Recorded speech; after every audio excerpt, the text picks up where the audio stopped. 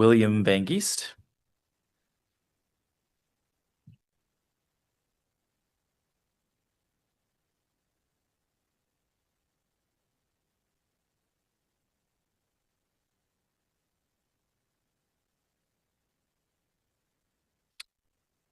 Thank you, Chair. You can hear me okay? Pretty good. Okay. Thanks. And thank you for the opportunity to address you once again. Long day for us all. So I want to start by acknowledging the importance of this report. In Ottawa, we've increasingly seen the results of climate change, including tornadoes, flooding, wildfire smoke, and storms. And we're seeing these effects across the world as well, even too, as many political leaders, including in Canada, are retreating from the climate action we know we need to take. Cities play an important role in climate change, as you well know. In Canada, they're responsible for at least 50% of emissions. And as the CCMP audit response that we're getting later today acknowledges, Ontario municipalities, quote, are uniquely positioned to influence both climate mitigation and resiliency outcomes. This is why it's been so frustrating to not have the annual inventories that the Climate Change Master Plan promised. So we're glad to finally have some data after 5 years of silence. That said, this report is disappointing. First, there are the numbers. While we may reach our corporate targets for emissions, these are only 4% of our total emissions. For the other 96%, the report states that, quote, Ottawa is not expected to achieve our 2025 reductions target. Indeed, our community emissions are only 5% lower than the 2012 baseline, so far off from the 43% target for this year. But how the numbers are presented is also problematic. First of all, we don't have enough information. For the two data sets, corporate emissions and community emissions, we have only a pie graph offering a low-level breakdown with percentages, and then a line graph with no numbers on it. That's it. So none of the actual sources for these subsectors, no absolute numbers on annual emissions for other years, to take two obvious examples. So I'm not sure this reflects the seriousness of the climate emergency, which Council itself, I'll remind you, declared, or even whether it satisfies the exercise of an inventory. The CCMP promises that, quoting here, where possible, data, including the results of the GHG inventories, will be made available through the city's open data catalog to ensure transparency of information and to assist members of the public in undertaking their own climate change actions and emission tracking, end quote. Now, presumably this information exists. The report itself states that, quote, the City of Ottawa maintains detailed inventories that track emissions from both the community and city operations. So why isn't this information in the report? How can we, both the public and, of course, yourselves, make decisions based on a couple pie charts and line graphs? I fear that the report's aim is actually more for the city to save face rather than to provide a transparent account of our emissions, the whole purpose of an inventory. This is apparent in the sections on community emissions. The report prefaces the bad news that we're missing our targets with information about other municipalities, how they're missing their targets too, implying that if Toronto, Vancouver, and Calgary are missing their targets, it's okay that we are too.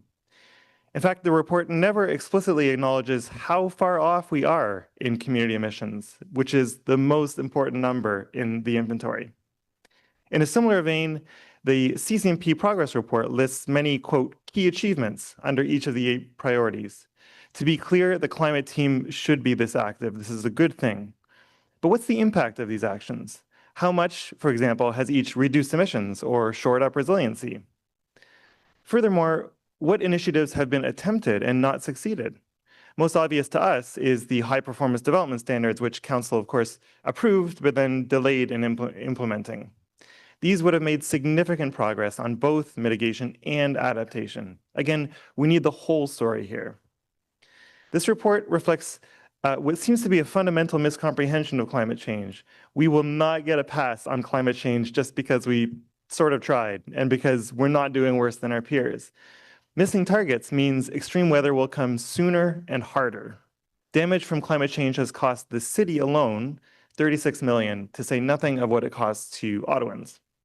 So we urge you, this committee, to demand better. We need the numbers that will inform decisions. We need a more sober approach to climate change, one aimed not at saving face and palliating, but instead at understanding clearly the situation we're in and confronting it with courage.